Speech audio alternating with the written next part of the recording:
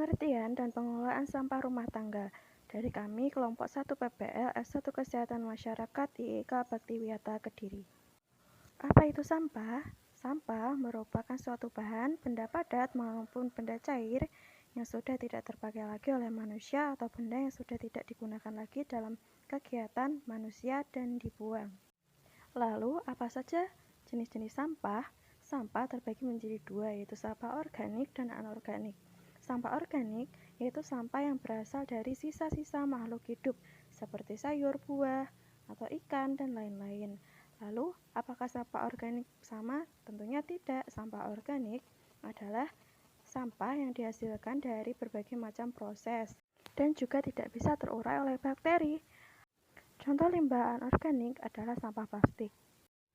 Berikut adalah sumber-sumber sampah. 1. Sampah pemukiman, perdagangan, dan perkantoran.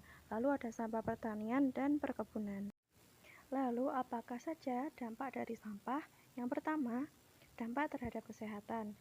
Sampah dapat menyebabkan masalah kesehatan seperti penyakit diare, kolera, tifus, dan lain sebagainya. Lalu, dampak terhadap lingkungan yaitu dapat merusak ekosistem, baik dalam perairan maupun dalam tanah. Lalu, dampak terhadap sosial ekonomi adalah lingkungan dapat menjadi kurang menyenangkan bagi masyarakat, bau tidak sedap, pemandangan yang buruk. Hal ini dapat berpengaruh antara lain terhadap pariwisata dan investasi. Perilaku membuang sampah yang benar adalah sebagai berikut. Pertama, buanglah sampah pada tempatnya. Pisahkan sampah organik dan sampah anorganik. Lalu manfaatkan sampah organik menjadi pupuk. Jangan membakar sampah sembarangan dan juga jangan menyimpan sampah terlalu lama. Segeralah buang ke TPS. Pengelolaan sampah. Pengelolaan sampah sangat diperlukan mengingat dampak buruknya bagi kesehatan dan lingkungan. Pengelolaan sampah di Indonesia pada umumnya belum terlaksana secara terpadu. Secara umum, biasanya sampah akan langsung diangkut menuju TPS. Pada TPS, sampah tidak melalui proses pemilahan dan pengolahan. Dari TPS, sampah kemudian diangkut menuju tempat pembuangan akhir. Sampah yang dihasilkan dalam rumah tangga sebenarnya sangatlah bermanfaat. Dalam sampah organik, yaitu dapat dimanfaatkan untuk kompos, penghijauan, dan juga untuk pendapatan. Lalu, sampah-sampah seperti botol plastik, kaleng, dan kertas dapat juga dijual. Lalu untuk kerajinan juga bisa. Jadi lingkungan tetap bersih, sehat, murni, dan indah. Dengan cara kita memanfaatkan sampah dengan sebaik-baiknya. Pengelolaan sampah anorganik dapat menggunakan 3 cara, yaitu dengan reduce, reuse, dan recycle. Di mana reduce adalah mengurangi penggunaan barang yang dapat menimbulkan sampah, reuse menggunakan ulang, dan recycle adalah daur ulang. 3 cara tersebut dapat kita manfaatkan untuk mengurangi sampah dan menekan jumlah sampah. Di samping pengelolaan sampah anorganik, kita di sini juga akan membahas mengenai pengelolaan sampah organik, di mana sampah organik dapat kita manfaatkan sebagai pakan ternak dan kompos. Sebagai pakan ternak, sampah organik dapat dimanfaatkan sebagai pelet untuk pakan sapi. Untuk kompos sendiri bisa digunakan untuk meningkatkan kesuburan tanah. Pengolahan sampah anorganik dapat kita manfaatkan sebagai ecobrick. Ecobrick sendiri adalah botol plastik yang diisi secara padat dengan sampah anorganik, yaitu plastik.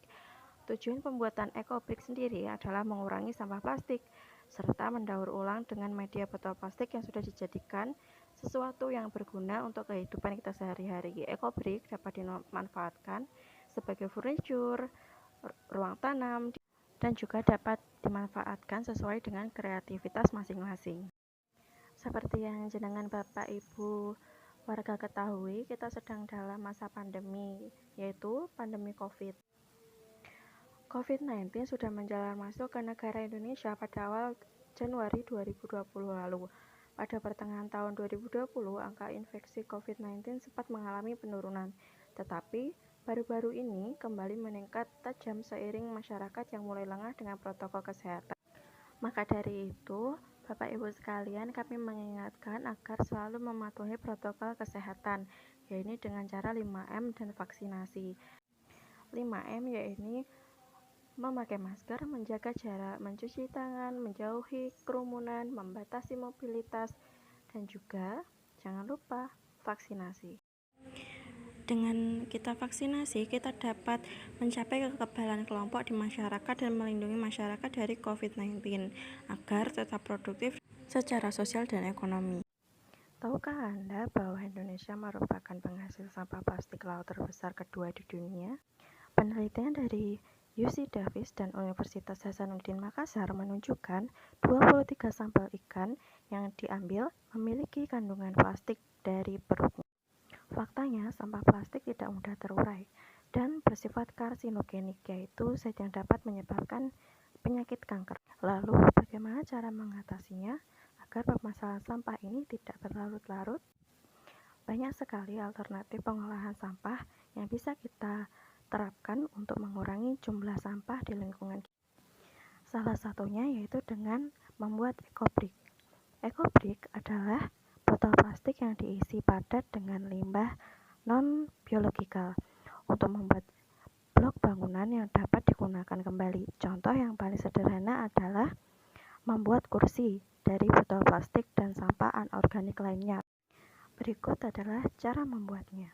Pertama, siapkan botol bekas sejumlah 9 botol, sampah kresek, dan sampah kertas. Siapkan gunting, lakban, serta tali rafia. Campurkan sampah kresek dan sampah kertas, lalu masukkan ke dalam botol plastik yang sudah kering. Ulangi ke semua botol hingga terisi penuh. Ambil botol yang sudah terisi, sejumlah 3 botol, lalu lakban hingga rapat. Lalu ulangi hingga semua botol terlakban. Setelah itu, gabungkan semua botol hingga menjadi satu dan lakban kembali. Lalu sambungkan setiap tutup botol dengan tali rafia. Ekobrick pun sudah siap digunakan.